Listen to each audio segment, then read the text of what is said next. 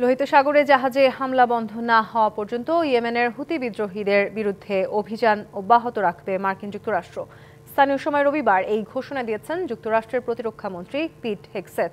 এদিকে মার্কিন হামলা চলমান থাকলে পাল্টা হামলা অব্যাহত রাখার ঘোষণা দিয়েছে হুতিরা।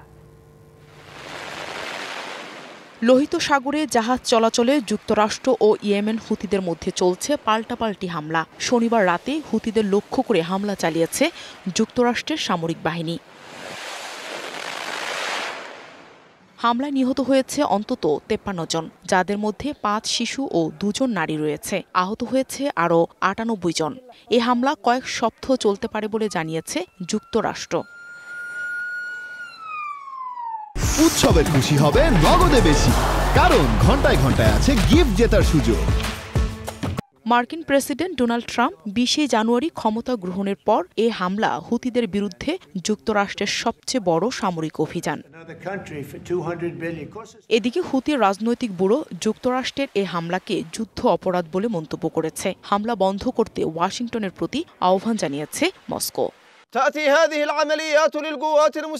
ইয়েমেনি সশস্ত্র বাহিনী আল্লাহর উপর ভরসা রেখে এই অপরাধমূলক আগ্রাসনের মোকাবিলা করছে এবং এ হামলার উপযুক্ত জবাব দিচ্ছে, এবং আমাদের দেশের বিরুদ্ধে আগ্রাসন অব্যাহত থাকলে হামলা আরও জোরদার করা হবে।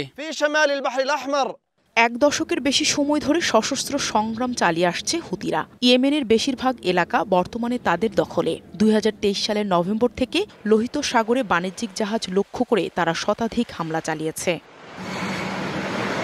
Nahida Rinthi, DBC news desk.